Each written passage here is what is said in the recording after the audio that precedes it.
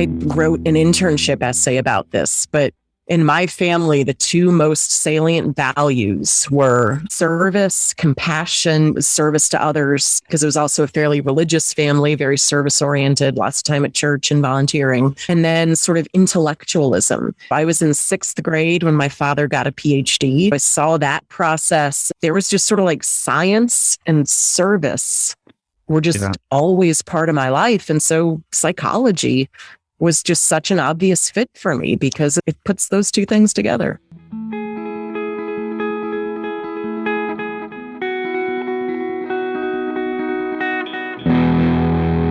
You just heard Erin Hardin from the University of Tennessee-Knoxville in Knoxville, Tennessee. My podcast partner, Garth Neufeld, interviewed Erin for episode number 147 of Psych Sessions, conversations about teaching and stuff. Stay tuned for so much more. The Psych Sessions podcast is sponsored by STP. That is the Society for the Teaching of Psychology. That's APA Division 2. You can find them at teachpsych.org. The views or product endorsements expressed do not represent the views, support, or endorsements of STP. Psych Sessions is so grateful to have STP as a long-term supporter. The Psych Sessions podcast is brought to you by Macmillan Learning Psychology. Macmillan Learning's Achieve for Psychology sets a whole new standard for integrating assessments, activities, and analytics into your teaching. And Achieve is now home to Macmillan's new video collection for introductory psychology, an extraordinary archive of 220 in-demand videos, including classic clips, contemporary footage, and exclusive original content. Developed in partnership with a faculty and student advisory board, it's a remarkably diverse and relevant resource with videos tagged to the 7 themes in the American Psychological Association's new Introductory Psychology Initiative. See for yourself and tell us what you think. To get a special preview of the collection, go to macmillanlearning.com/psych sessions. Macmillan's Achieve for Psychology, engaging every student, supporting every instructor, setting the new standard for teaching and learning. Hi everyone, Garth here, and it is another episode of Psych Sessions, and I am so happy to be here with my friend and national colleague, Dr. Erin E. Hardin from the University of Tennessee-Knoxville. Erin, welcome to Psych Sessions. Thanks, Garth. I am excited to be here. And I'm sorry it took me so long. I always tell people this. I have a hit list. It's not what it sounds like. But I have this list of folks that are like, these are my people who I am going to reach out when I have time. And so anyway, I'm so glad that we were finally able to sit down and do this. And I think this is going to be a pretty quick turnaround, so we're going to hear this, I think, probably later this month or maybe next month. Cool. Yeah. So sometimes we record these and we are, we're like months out, but Eric is currently, he's division chair and I was buried. And so you all actually helped me out. This is just me talking now, right? That's what this episode is. Keep talking. But you all helped me out because the NITOP committee, of which you are a part, gave me space when I came out there in January to do a bunch of interviews. So I got a bunch done before like the quarter even started, the term started for me. So yeah, good. Thanks for that. Before you got buried. Before I got buried. Are you buried right now? I'm digging out. Our semester just ended last week, I think. So I'm sort of digging through all the things that I didn't do while the semester was happening.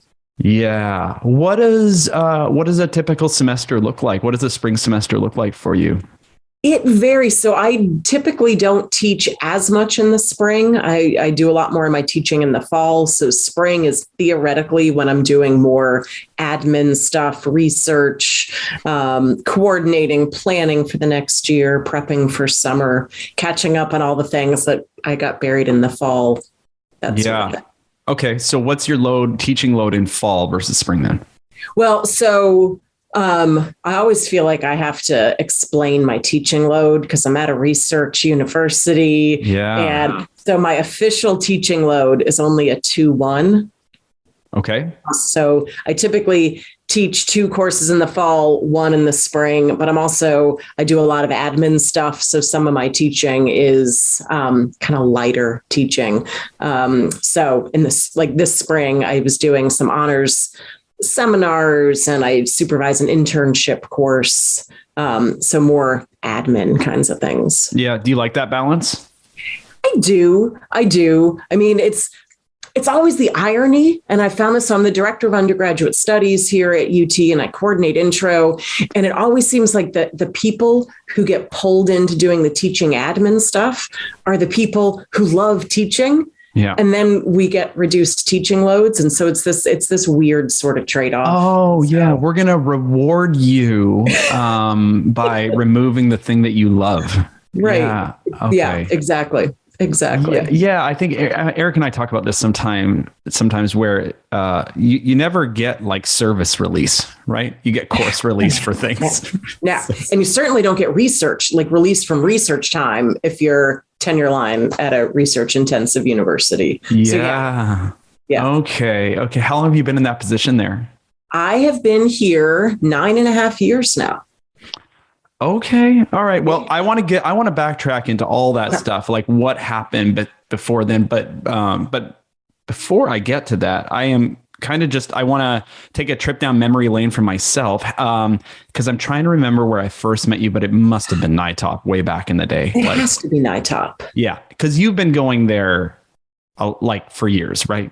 A long time. Yes. Yeah. Since like the early 2000s, I think. Okay. And I've only been there a few times, but how long have you been on committee for then? 3 or 4 years, not all right. so long. Yeah. Yeah. But you were really plugged in there. I remember that early on, I think. And then how long have you been part of our STP for? I don't forever. I don't know. So my first faculty position would have been in 2002, I think. Uh-huh. So I think, and so probably, I don't know if I was involved as a grad student. I don't know. Right. It's just always been a thing. One of those always things, I think. Yeah. Yeah. And then we had the opportunity to work on IPI together. Yep. The introductory psychology initiative, which was years. That was a long time, right? Yeah. So we've had all these intersections over the years. Am I missing anything? You don't do the AP reading, do you? I don't do the AP reading. Uh-huh. Nope. I've never done that. Uh-huh. Yeah. Yeah. And you're in this research world. Yes. Okay. Yes. So tell me about that, because I'm not. I'm at a community college. It's teaching and service and professional development for me. And what's that like for you? It is both. It is fun and overwhelming and stressful and exciting. And, it gets, my intellectual curiosity satisfied. A lot of the research I do now is really like student success focused.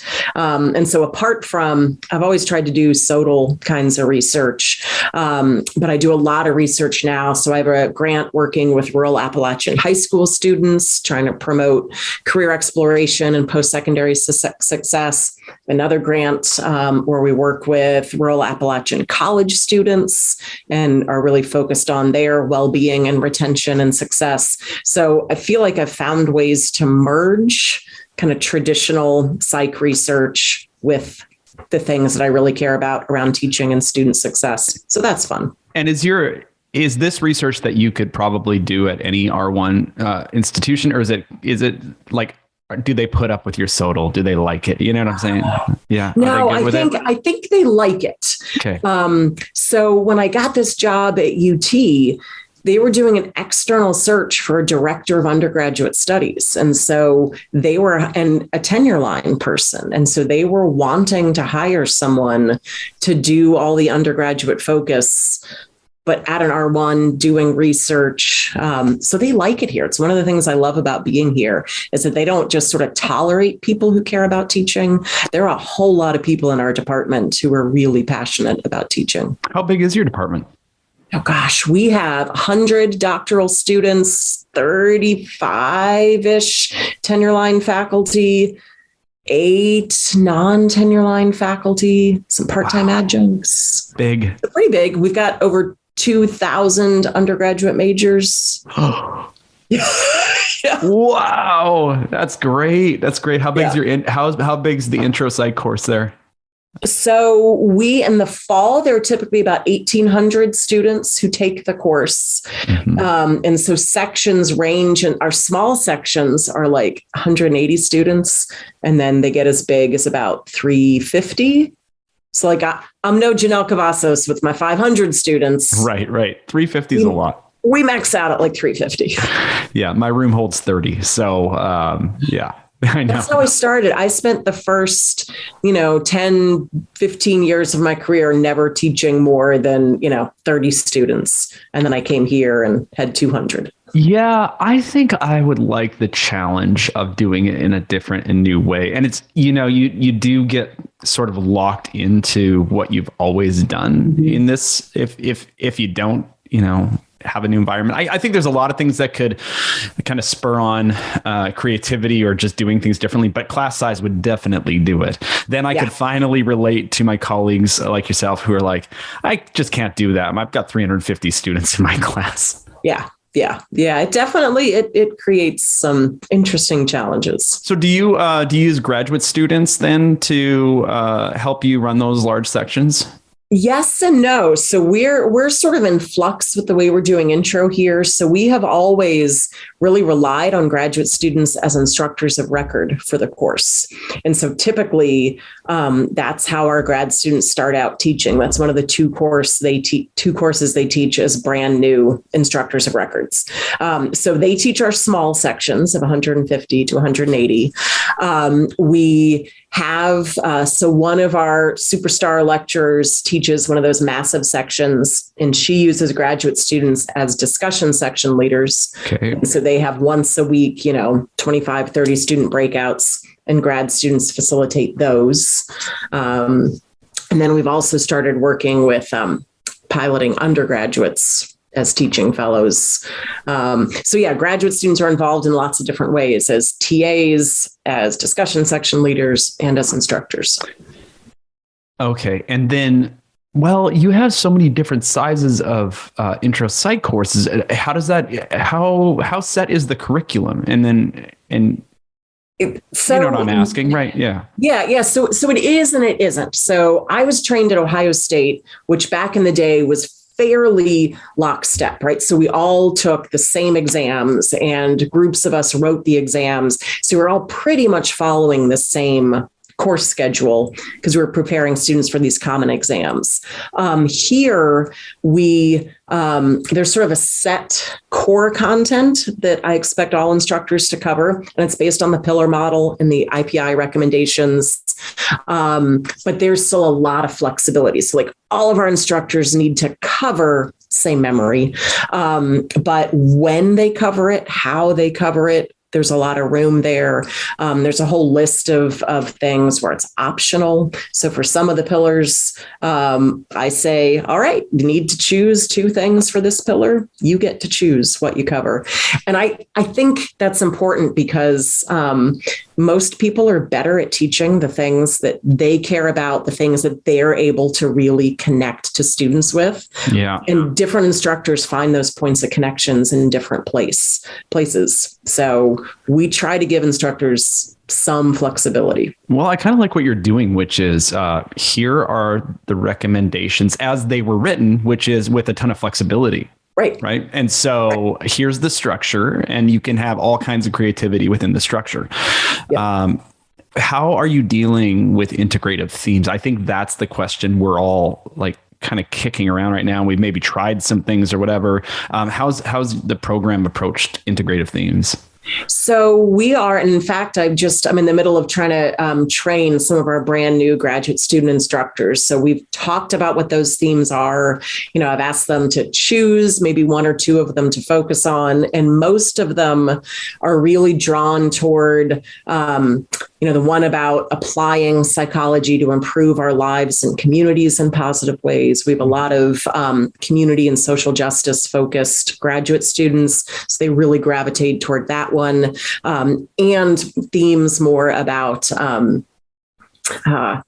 now I'm trying to remember which ones are the themes, scientific thinking, misinformation, bias, those sorts of things. One of the things I think is both helping and hurting with that is we have a new kind of general education category at our university that requires, so we got this designation for our intro psych courses. And so all of our intro psych classes have to infuse collaborative learning and self-reflective learning and have some kind of major product that is worth 35% of the student's grade. In intro psych. In intro psych with 200 to 400 students. It could be so it could be a collection of products, but students have to create some kind of scholarly or investigative product that is relevant to the course learning goals worth 35% of the course grade.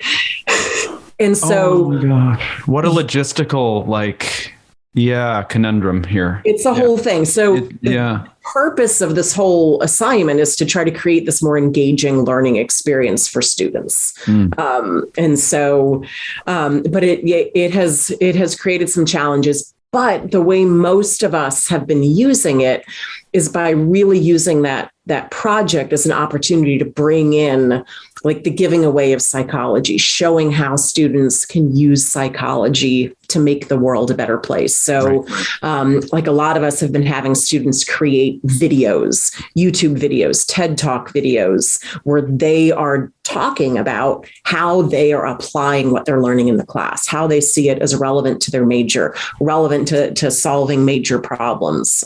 Some of us are having students choose a problem. So a couple of years ago, my students could choose 4 big problems: systemic racism, educational inequities, health disparities, or climate change.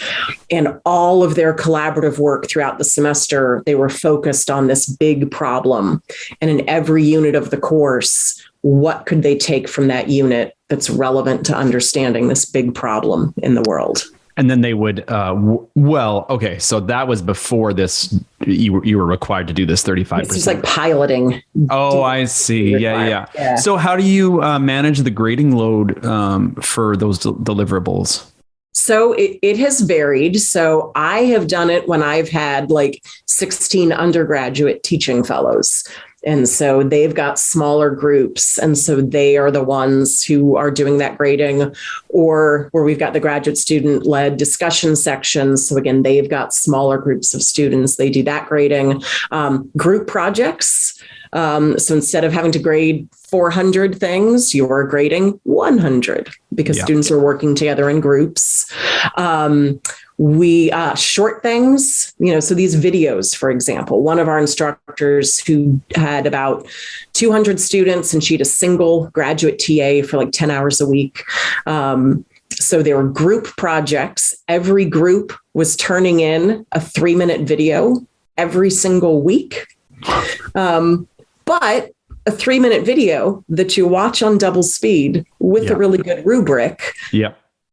And videos are so much more engaged. They're much more fun to watch. And we should remember that as educators as well, right? Yes. Reading 100 papers a week. No, thank you.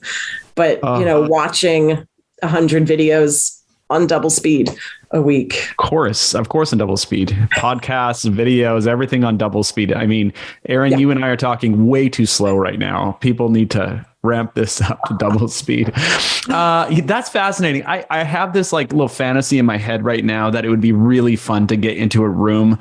As a professional development sort of exercise for someone to say, in your intro psych course, you now have a 35%, deliverable that you need to give your students. How will you do it? And you just get to kick around ideas, creative ideas about what you could do, to not feel this as a burden, but as an opportunity, Yeah. And we did something like that just last week. The other thing is that I'm a big advocate and never having a single assignment worth that much of the grade, right? Like whenever you have one thing worth that much, you're assessing things like students' time management skills, and you're assessing their ability to manage test anxiety.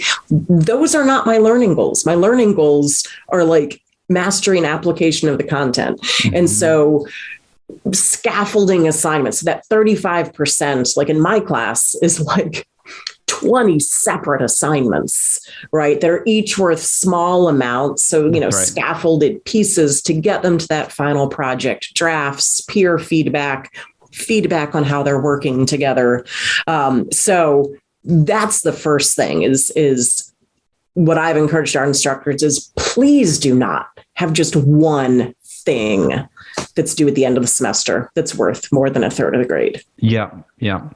And do you get to give that feedback just as a colleague and or mentor, or I guess you have an amount of authority in your position too to create. I know. To create some or make some decisions on behalf of the course, right? Yeah. So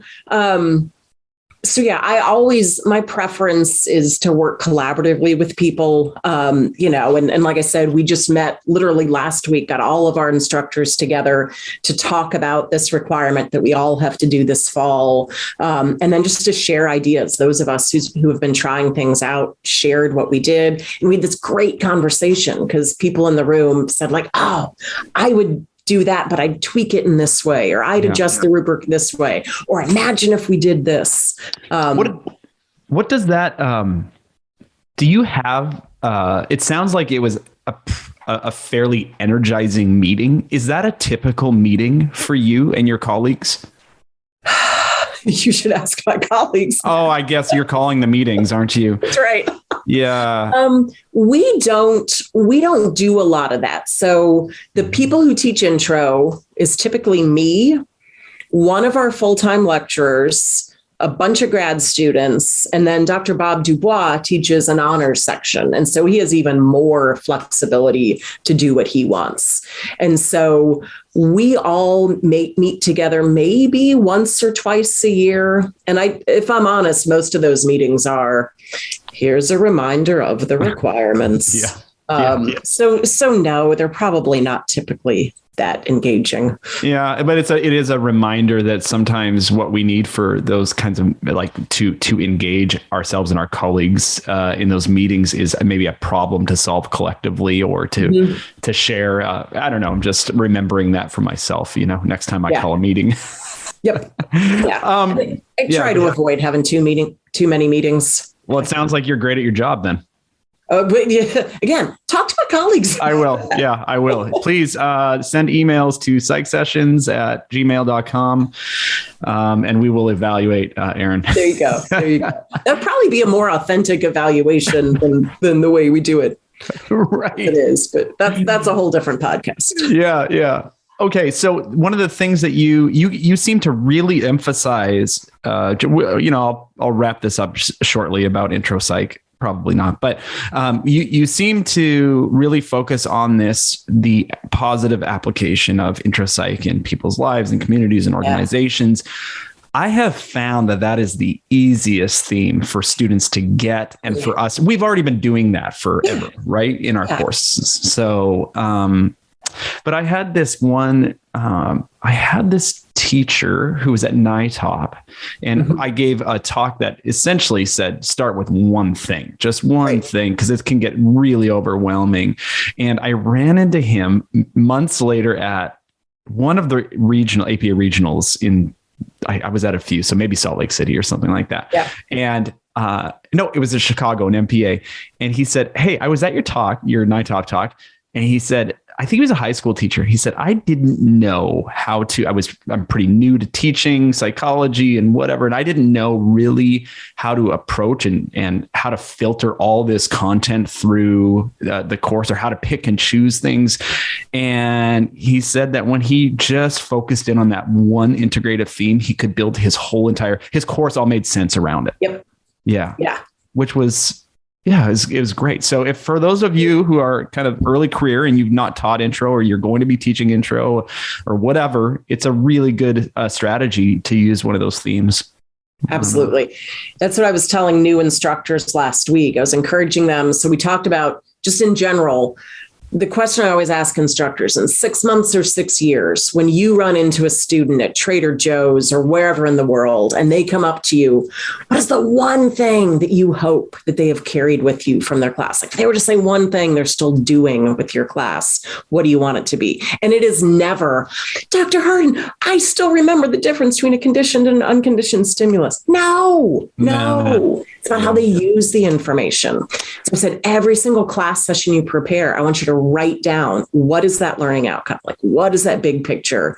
What is that integrative theme? Yeah. And then every single class session, how is what you're covering? How is what, students are going to engage with going to help them meet those goals? Yeah, it's the why, right? It's the why question. Why are we doing this today? And I like how you're talking about breaking it down, because we can talk about the why of the course, which is a kind of outcome, but that breaks down into these, many learning outcomes for the course, but it should really work its way back to this moment in this class, and not only this class session, but this particular activity we're doing right now.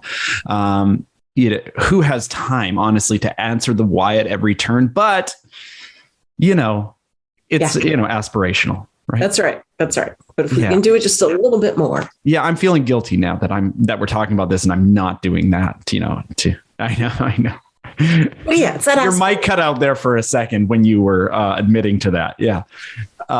Okay, so I looked. I was spying on you. I was like, by the way, you have 2 different pictures on your UT website. You know that, right? There's probably there's the older one, the younger one, and then the newer, older one. Yeah. So, but I was just looking. I was trying to figure out exactly what does Erin do over there, and I realized you already talked about grants. You write grants, or do you write them, or are you usually first author on those grants and stuff?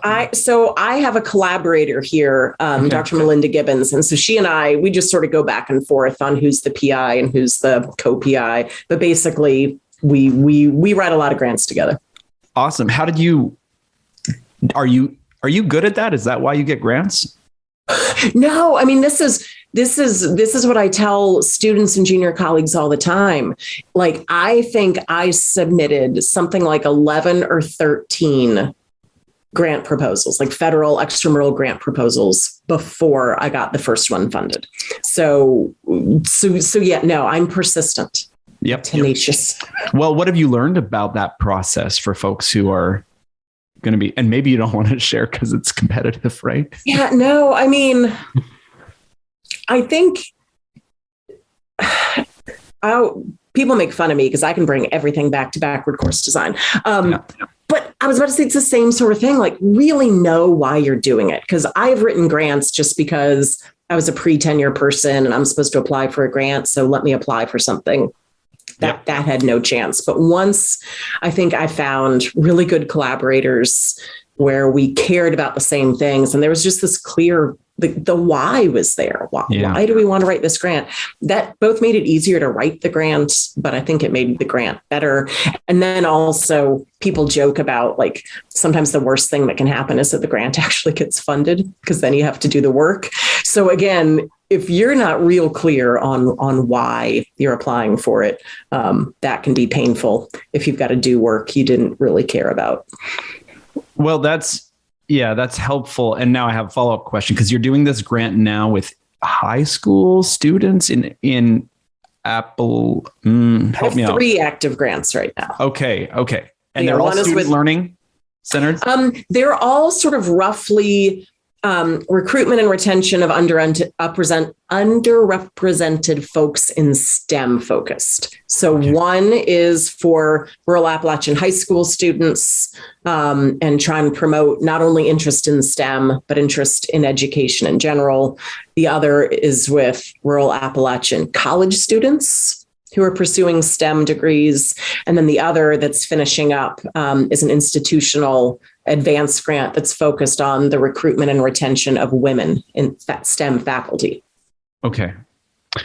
All right. So what are you learning at this point, or how maybe you're not that far into these grants yet? I'm not sure. No, we have learned a lot. I mean, one thing, it's like working with the high school students. The whole point of those grants is like getting folks excited about STEM doesn't matter if they don't see the value of education. And so like getting high school students like, ooh, STEM is cool. But if there are barriers to college going, if they don't know how to get to college, and college broadly, community college, training in the military, vocational training, broad. But yeah, if they don't sort of get the point or see the value or sort of see that that's something that's possible for them, who cares if we excite them about STEM?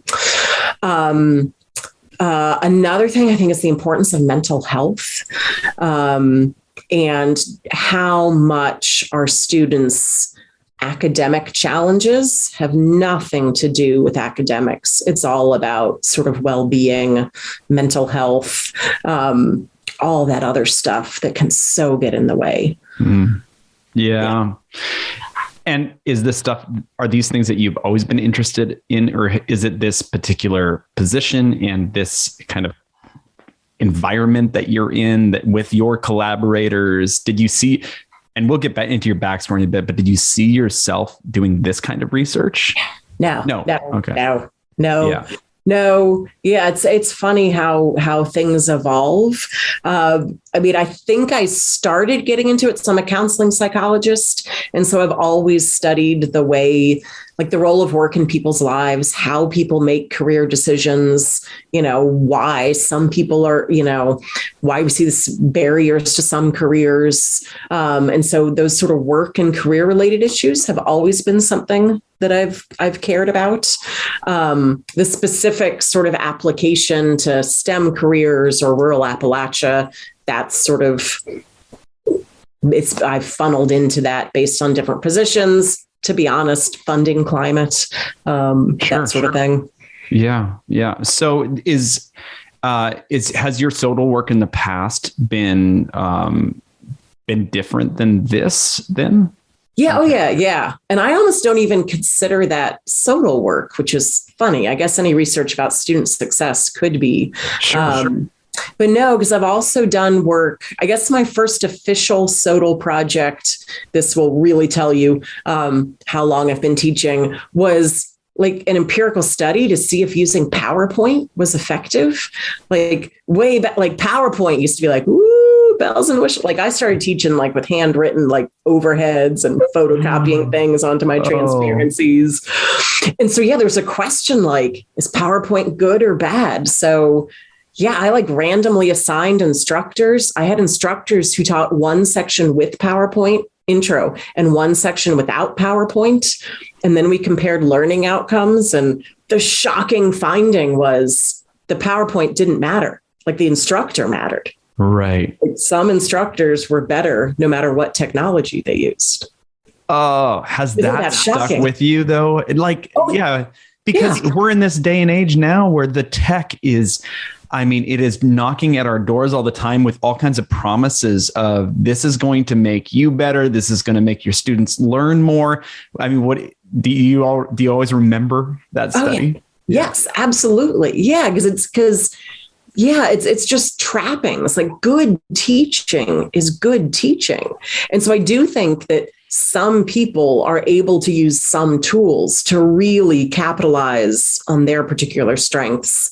But yeah, I don't think there's any technology that can like save anything.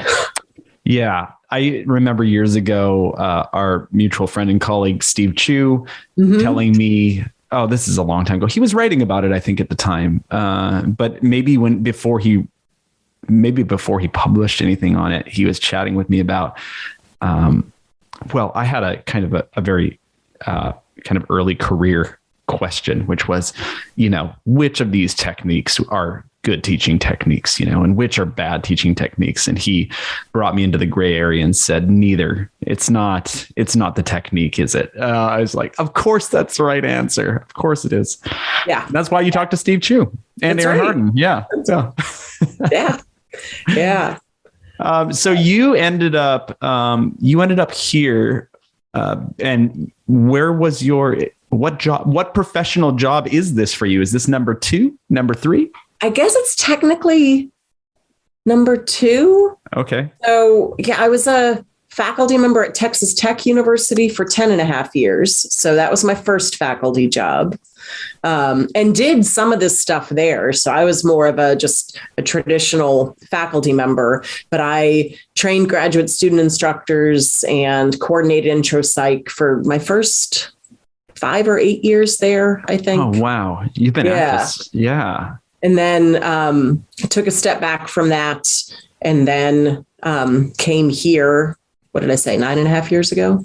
So I guess this is job number 2. Okay. Well, let's get way back. Let's go to the way back machine, and then we'll come and bring it full circle. So where are you from originally? I grew up in Cincinnati, Ohio. Oh, Cincinnati, Ohio. I've got good friends from Cincinnati, Ohio. What is Cincinnati, Ohio like? Well, it's a great place to visit as an adult. We always joked, being there as a kid, not so great because, there's suburbs. I used to, in high school, skip class to go to Reds games. So there was that. Yeah. And then you grew up there, and what was like school like for you? Or maybe I can just ask first of all, like, what did your folks do while you were growing up? So my mother was a stay-at-home parent who also was a full-time translator of scientific Russian. She had an undergraduate degree in Russian language. And so she would get Russian language scientific publications in the mail and sit at her computer all day watching soap operas, translating it to English, and then would mail that English translation back to New York so that they could be published in English here.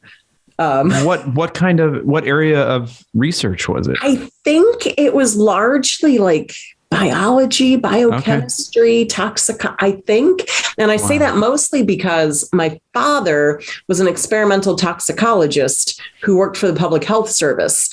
And so I just remember he used to read through the final translations just to sort of do some of the final like science-y editing to make sure it sounded like, English language science journal stuff. Oh, your story is already fascinating that these are the jobs of your folks. So what was your dad's job like? What did he do? Well, with that? So he started out like doing workplace like toxicology work. So he had an animal research lab and would expose, rats and mice to various, workplace toxins. And then his research could be used to like ban carcinogens in the environment. And so like as a child, he had the best like variable reinforcement schedule, variable. Yeah. Because he'd invite me to go in with him to his lab on the weekends. And sometimes we'd just go to the lab and come home. Sometimes we'd stop at a playground after. Sometimes we'd get ice cream. Sometimes we'd do both. I never knew. So he got me to go to the lab with him because I never knew what would happen after. Do you think that's where some of your kind of the love of research starts for you?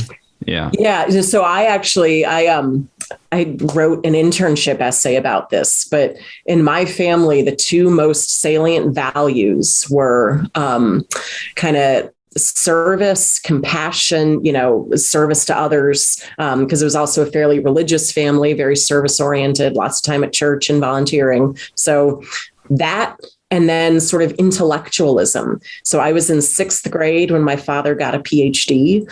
And so I saw that process. And so there was just sort of like science and service were just always part of my life. And so psychology was just such an obvious fit for me because it puts those two things together. So your parents both went to college, and how high? What degree did your mom get? Was it a BA then? Yeah. Something. Okay. Yeah. Okay. What about their parents? College. So, gosh, that's a great. So my father.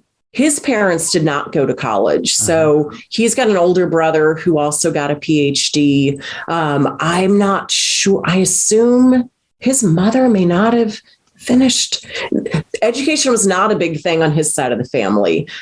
So both of my parents are from Oklahoma. My mother, and of course my parents were born in the early 40s. And so they were going to college in the 60s, mid 60s. So yeah, particularly for my mother as a woman to get a college, to study Russian at that time, like, right.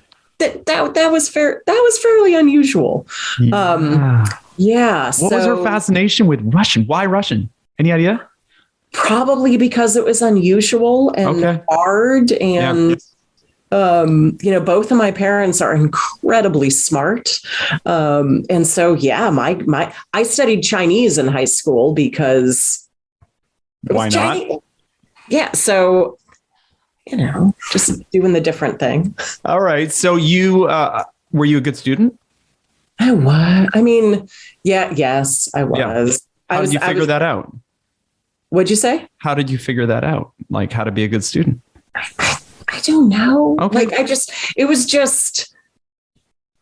was that really annoying. I was actually really in sixth grade, nobody liked me because I was that student who had to argue about the 99.9 and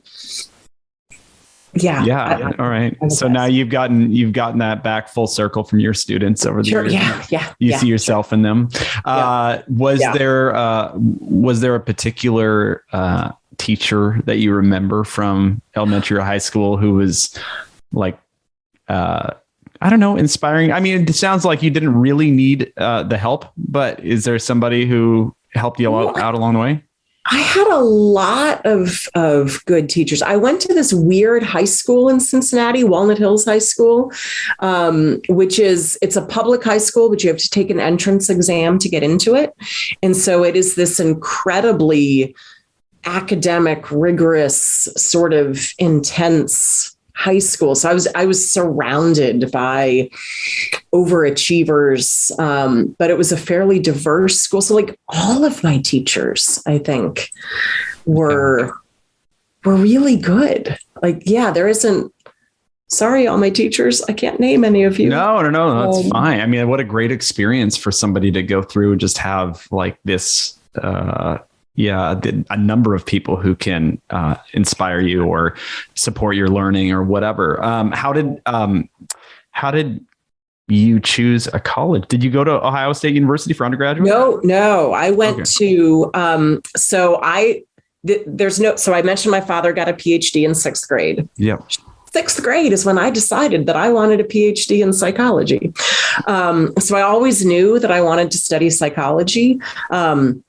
Why though? Why though? At 11 years old, what did you think it was, and what did you want to do at 11?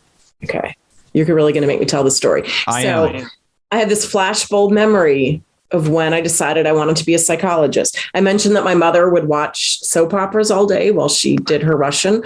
Well, I used to, so I could get home right about the time General Hospital started. So I'd watch that with her. And then she started taping Days of Our Lives. So I could watch that also.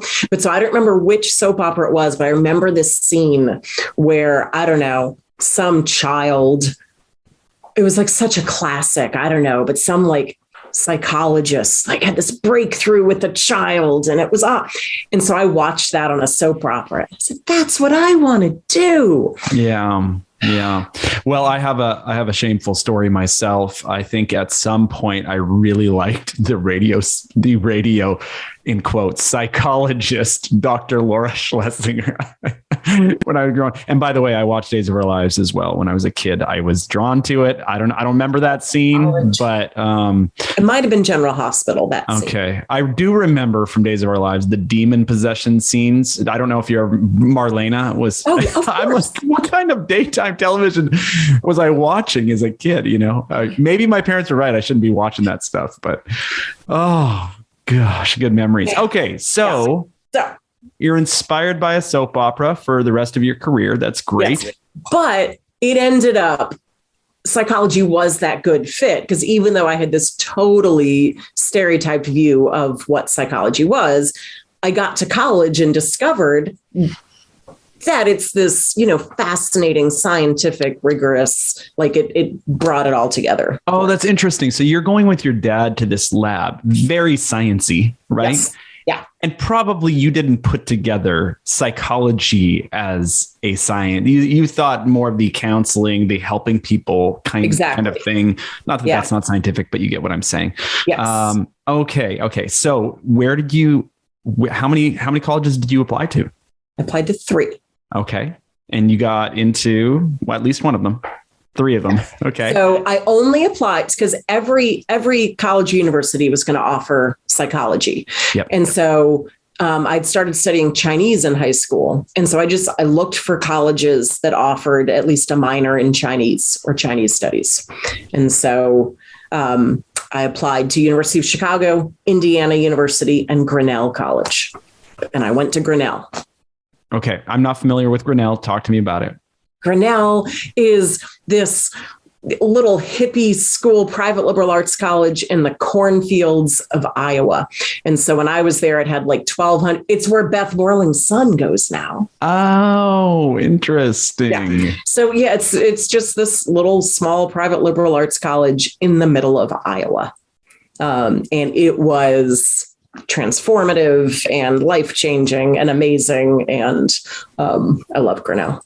Wow, what a different experience that was than would have been going to Chicago or something like that, right?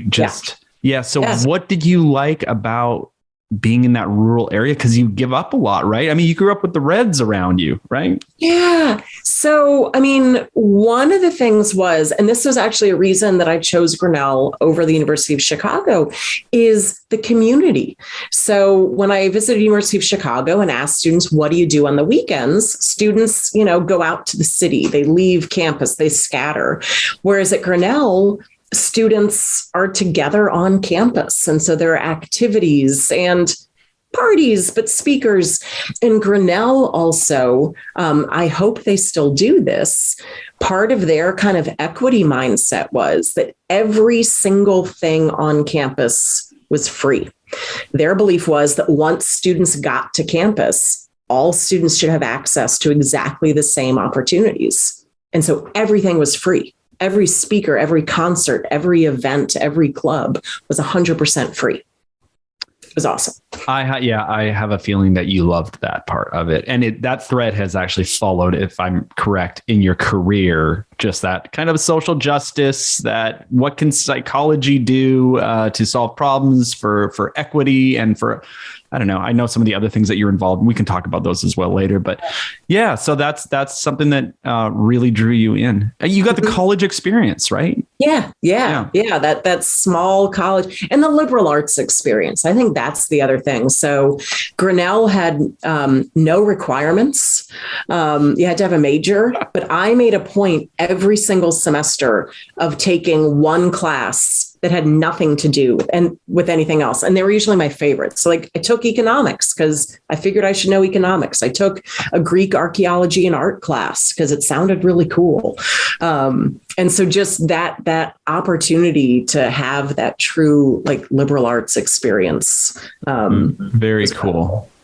All right. So did you get the minor in Chinese there? I did, Chinese studies. And so I studied abroad in China for a semester and had the minor in Chinese studies. Wow. How's your Mandarin these days? I can order a beer really well in Mandarin. Yeah. Well, we all need to do that in about 10 languages, I think, just on standby. Right. Okay. So you are there. What are you doing related to your psych major? Are you in a lab there at all? Are you working with any professors? Nothing like that? Sort of, kinda. So in my, Grinnell does these first year seminar sorts of things and the tutorial, and mine happened to be on ethics and psychology. And I remember asking my tutorial professor, because I mentioned Grinnell is a pretty hippie liberal sort of place. And I was like, what are students' animals about, attitudes about animal research? And the professor said, I don't know. you want to do a survey and find out? I said, yes, I do. And so as a first semester, first year student, I designed this survey to assess student attitudes about, animal research and deployed it. So I did that. I did some, they had like really intense research methods courses. Like I took a course where twice a week, it was like a standard research method, advanced methods and stats course. But then there was a seminar and a different faculty member. So a faculty member would come in 1 week and present an area of research. And then we had 1 week to design an original experiment related to that area of research. And so we had to do like a lit review and method section and a results section. And then half of us would present our idea 1 week later and defend it in front of that faculty member in the group and turn in our paper. And then the next week, a new faculty member would come in, present on a different area of research. And then we had 1 week to design a new study. Wow. Yeah, that's intense. Yeah, it was hard. What a great learning experience, though. Yeah. It made grad school a lot easier. Well, and it sounds like it was collaborative. Were you working with peers on that? No, individual. No. So it was all. So we would present to the group.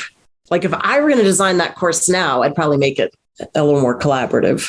But there were like 9 of us in the class, I think. Oh yeah. Wow, how terrifying though. I'm teaching an abnormal psych course right now, and I've really designed it around a lot of presentations, and they are so terrified. So we just talk about being terrified, but I'm like, we're gonna expose this out of you all. We're just going to put you in front of people, basically. Low stakes, as many times as we can in this term. And hopefully they leave with that skill intact, Okay. So you obviously go through successfully because you're an overachiever, Erin. And then how do you decide on grad school? Well, so I didn't go straight to grad school. Okay. I was really stressed out following my senior year and like freaking out about grad school. And I had this light bulb moment like, I don't have to go straight to grad school. I could take time off. And so I made an appointment with the Career Center on campus and said, I'm going to take some time before grad school. I need help finding a job. And so they had a whole conversation with me. And I left that 1 hour appointment with the career counselor saying, I'm not going to help you find a job because what I hear you saying is you really want to travel. So come back to me. And if you tell me that you have explored all your options and you can't travel, then I'll help you find a job. So I called my parents that night and I said, guess what? Not only am I not going to grad school, I'm not getting a job either. But yeah, so then I lived and worked out of the country for 2 years and applied to graduate school from Japan. Because that's where I was. Wow. You were there for 2 years? No. The summer after I graduated, did psycholinguistics research with a Georgetown professor in Berlin, Germany. Wow. And then I backpacked around Europe with a college friend. And then I went and lived in Japan for a year, which then funded me backpacking around Southeast Asia and Nepal for 4 months. And then I moved to Chicago and worked with child sex offenders. And then I started grad school. Oh my gosh.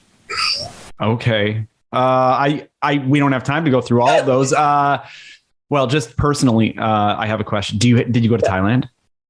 I did. Yeah. Oh, that's great. What are your memories of it? Because it's really different now, but. Oh, I bet. Yeah. So I was in Thailand in 95, sort of fall, winter of 95. I wasn't there long.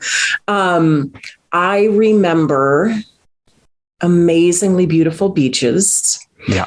One of my favorite memories is eating street food in Bangkok. And so sitting on the curb, it was this cart and there were these little squid in like a plastic bag with sauce. Yeah. And we got beer from the 7-Eleven and we're sitting on the curb eating these squid out of the bag and I had tears streaming down. It was so hot and I'm like crying and we're all like sniffling and crying, but it was so good that we like went up and got more. Yeah. And so everyone was laughing at the Americans who couldn't handle the spicy food, but yes. Well, none of that you just described, none of that has changed, but the whole, like, it looks different now. It's just all commercialized. It looks like it looks Western now. Yeah. Billboards and just everything in certain parts of it. But Yeah. anyway, talk to me about the work you were doing in Chicago, because that's fascinating. Yeah. So I had this sort of gap period. So I'd applied to grad schools while I was in Japan, and I moved back to Chicago. College friend, we had an apartment together, and I was just waiting to see where I was going to get into graduate school. So had to find a job. And so I got hired working in a group home for children who had sexually offended against other children, and so had been removed from their homes. Most of them had been sexually abused themselves. But so they were living in this group home situation, kind of apartment sorts of settings. And so I spent 40 hours a week, like in an apartment with, there were 3 girls that I mostly worked with. And it was the hardest, most difficult, in some ways, most depressing work. I sort of joked that it made me really committed to wanting to get the PhD, because I wanted to be that person who was there like an hour a week and maybe had some hope of, helping the kids rather than Yeah. Because, I was doing things like helping them with their homework and cooking them meals. And, I was sort of like, I don't want to say I was their parent, but I was the adult figure in this apartment with them for 40 hours a week. It was hard. Okay. Yeah. And so you heard back from graduate school at some point while you were doing that job, right? And how many graduate schools did you apply to? I don't remember exactly, 3 or 4 or 5. Okay. I don't know really. I know that I did not. Northwestern was like closing their program, so I couldn't go there. I think there was somewhere in Iowa that I turned down, and I went to Ohio State. Not a bad place to go. No. What a different experience though to be at Ohio State than your little liberal arts experience, right? Yeah, it was years before I could even acknowledge the existence of the football stadium. That whole football thing, it took me a long time. Yeah, but you must be highly open to experience, right? You must score really high on openness to experience. So you can probably do all right wherever you're at, I imagine. Probably. So counseling psych? Counseling psych. Yep. Yeah. And you did your master's degree, PhD at Ohio State. Master's and PhD at Ohio State, did my clinical internship at the University of Illinois at Chicago. So at their counseling center. Okay. And at that point, were you thinking I'm going to teach, or were you thinking I'm going to be a therapist? Like what was the plan? I entered grad school thinking I was going to be a therapist. Mm-hmm. And as a second year grad student, I taught intro psych for the first time. And I have a flashbulb memory of the very first day of my very first class, like 5 minutes into the class. And I, was asking the students, what is psychology? And so I had turned to the board to write what they were saying. And I have this flashbulb memory of turning to the board and just thinking, oh, this is what I want to do. I fell in love with teaching 5 minutes in to my first. Oh my gosh. That's so cool. I love that story. I've told this one before, but I remember, because counseling psych is my area too. Okay. And I remember thinking, I went and got a marriage and family therapist, MFT degree.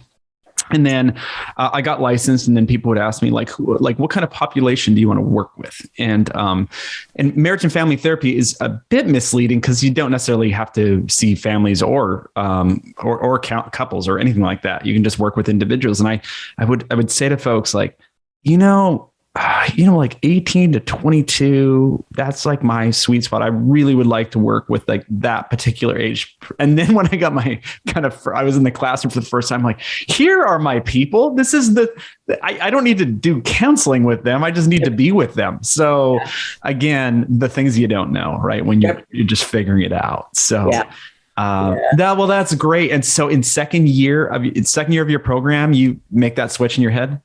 Yeah. So, and then when I was applying for jobs, I applied both to like more teaching focused colleges and research universities. I do remember my advisor in grad school telling me, he said, Erin, you love teaching at a research university. And so he just talked about, sort of the intellectual stimulation of that environment, having not just being like the one small C clinical psychologist in a department, but having a bunch of counseling psychologists and social psychologists. So having just that bigger, kind of richer environment. He said, you also love teaching 1 or 2 classes a semester. Do you think you'd want? I don't know. I've never taught 4 or 5 classes in a semester. Right. But yeah, so I applied to both sorts of places. Also was aware that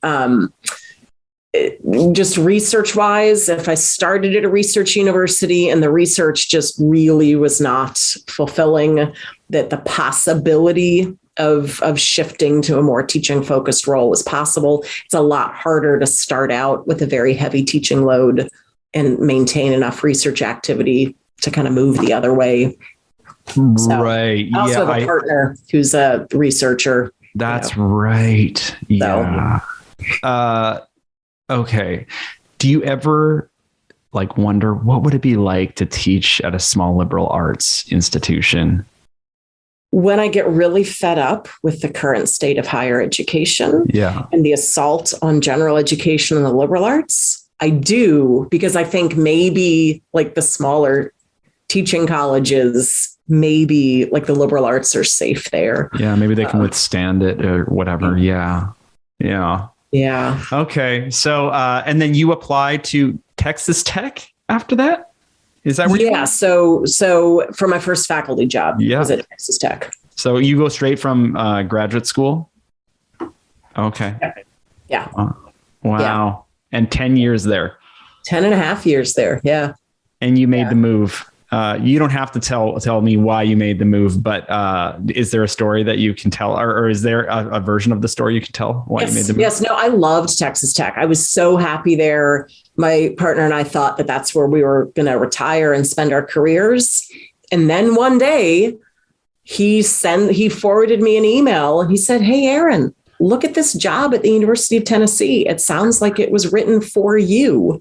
And it was the ad for this director of undergraduate studies. And so it was the idea that I could focus on undergraduate education, train instructors, work with undergrads at an R1 university that had a counseling psych doc program in a psych department in a beautiful part of the country. But yeah, an R1 that cared so much about undergraduate education that they had this position. And so yeah, it wasn't that I was looking to leave Texas Tech. It was that this looked like it was my dream job. And does your partner, do you guys have a 2-body problem with? Yeah. So how did that work out for you? The planets aligned. So at Texas Tech, they were hiring in social and counseling the same year. And so we got jobs together, he's a social psychologist? He's an experimental social psychologist. Oh, wow. Yeah. So we got tenure line jobs together in the same department, fresh out of grad school. And we thought that'll never happen again. And then at Tennessee, it took a while. So I was not their first choice for this job. And so hadn't heard, for months. And then they said they'd had a failed search. So we're going to their alternate pool. And was I interested? And I said, yeah. But I have an academic partner, so let's not waste each other's time. Like if there's not going to be a possibility for him, don't even bring me out. And they said, thanks for letting us know. And then I didn't hear anything for like 6 or 9 months. And then they called again and said, there may be something for your partner.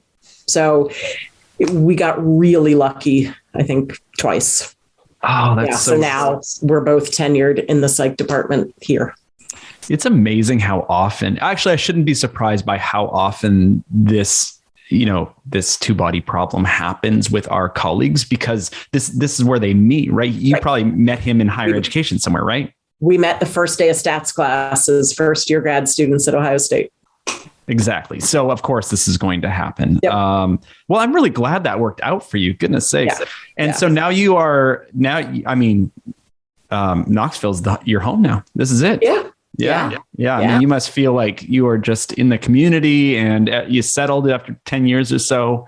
Yeah. Yep. And now you are, I don't know, like, where are you in the kind of pecking order of how long you've been in the department compared to your colleagues? Are you kind of in the middle? Are there people who've been there for a long time? This is one of those departments where people don't leave. Like, a lot of our faculty were hired. It was their first job as an assistant professor, and they've never left. So actually, we just had a colleague who just retired. He has been in this department since before I was born.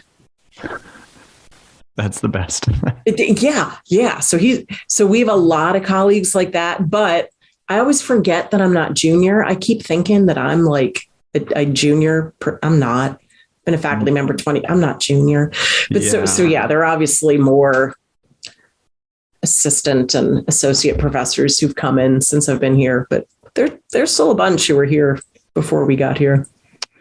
Wow. Well, I don't want to keep you too much longer, but I do know that you have, there are other areas that I kind of I associate you with when I think about what you what you write about and what you talk about a little bit. And so do you want to talk about like textbooks or like what, I don't know, intro psych? What do you all use for kind of books, and how do you see that?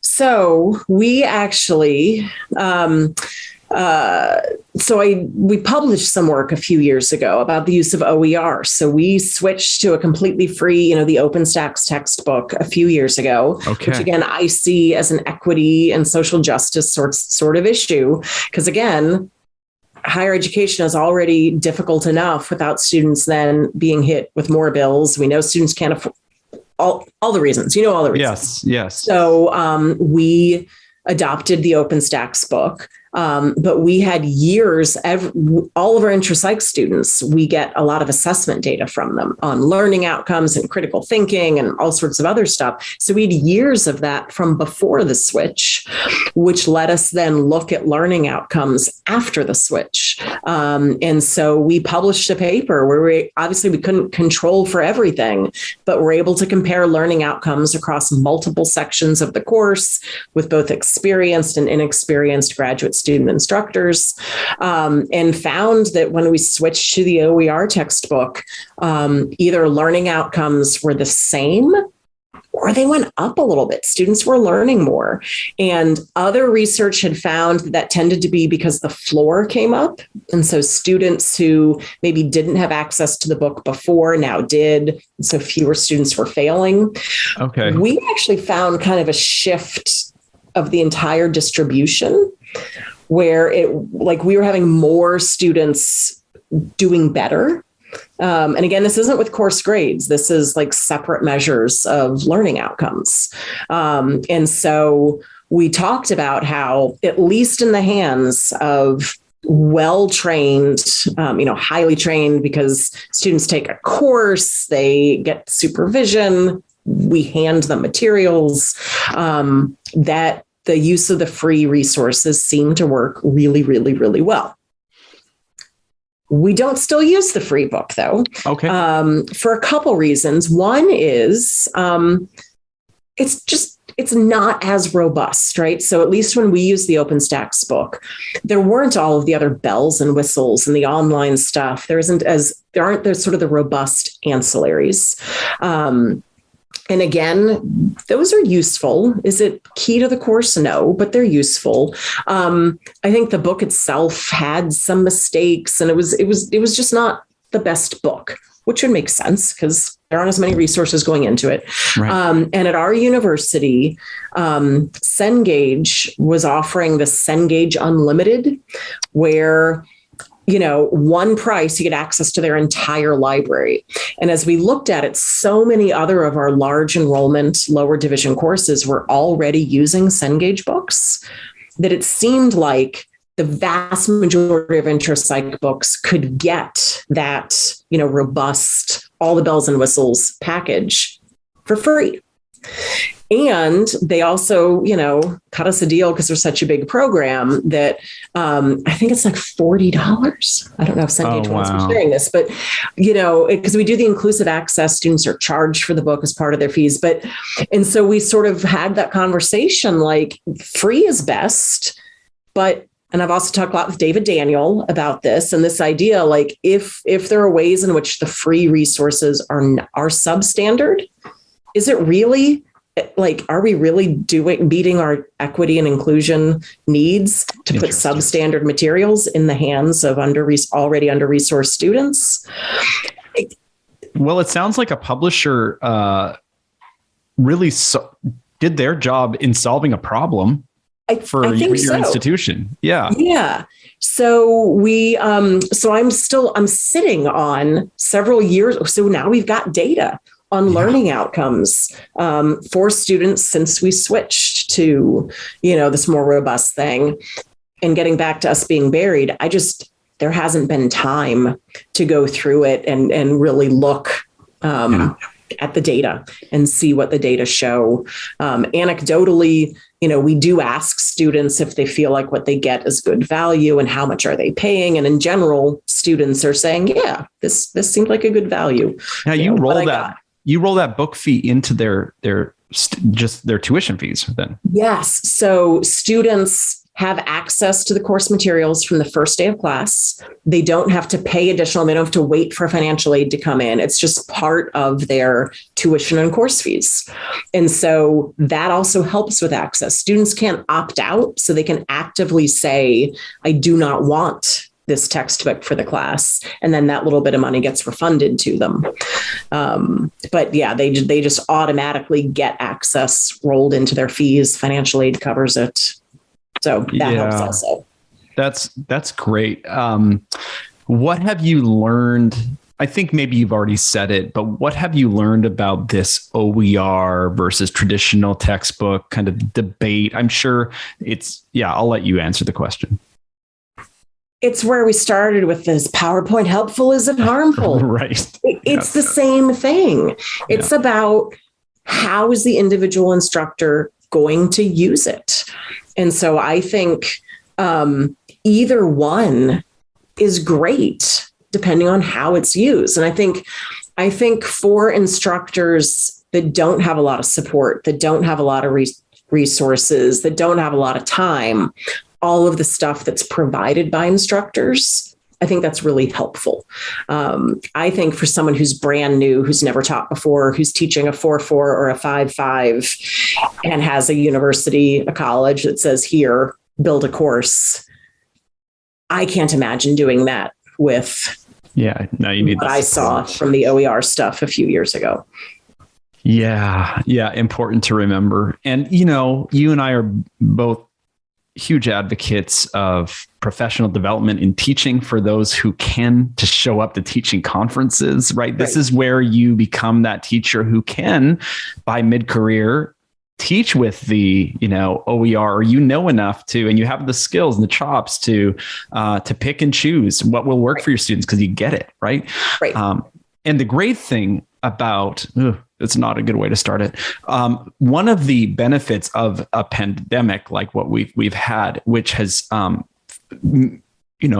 you all did with NITOP, you did a virtual day, right? Or a virtual segment where people could just watch online. It's far more accessible now to participate in that kind of professional development, right? Yeah. What did you all learn?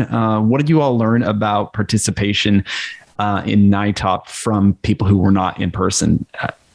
Did that work? Did people show up and log in? It did and it didn't. So again, I think we were able to provide access to people who couldn't normally engage with NITOP.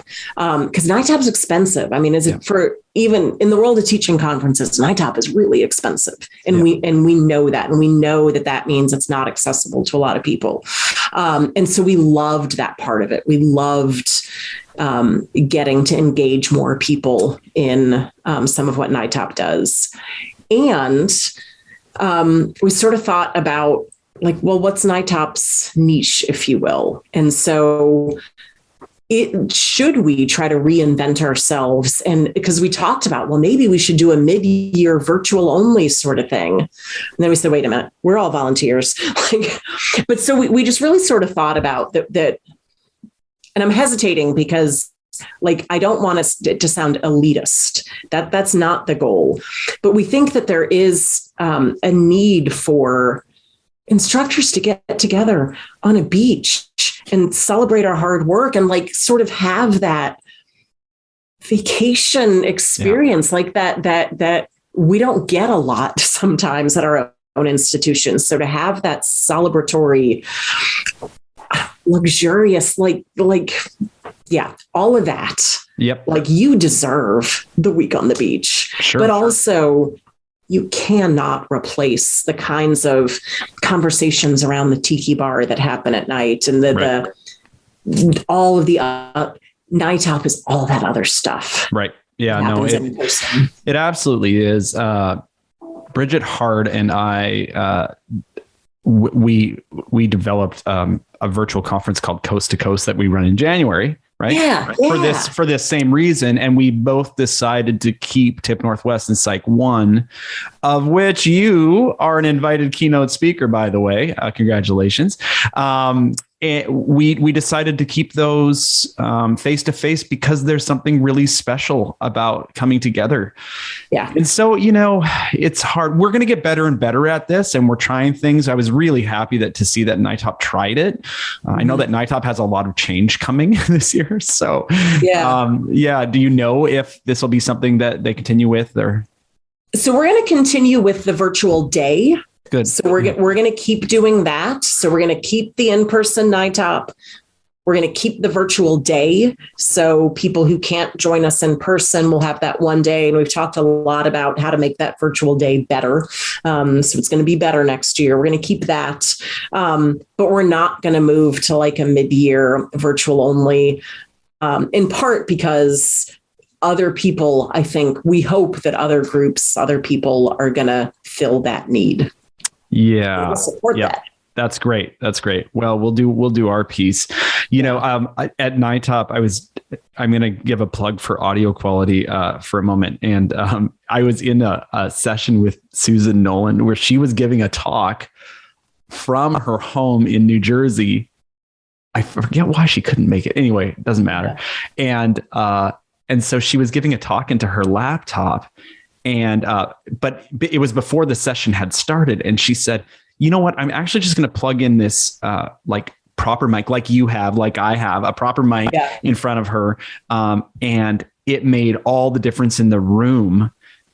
As soon as she plugged that in, we could hear her. I just think that audio quality and particular equipment is so important if we're doing these kinds of virtual things, and we can pull them off pretty successfully by doing that, which is neat. Yeah. Erin, we're over time, but it has been. This is so much more fun than anything else I have to do today. So I'm telling you, that's why we do it, right? Yeah. I really appreciate your time. Was there anything that you are passionate about, that you are doing, that you're promoting, that you are interested in, that we didn't get to, or is? I don't think so. Okay. Well, then that's it. I know we could have done this, this is what NITOP is like. You just sit around for hours and chat teaching. Right. So, thank you for doing this. I really appreciate your time. And everyone, this was Dr. Erin Hardin from the University of Tennessee-Knoxville.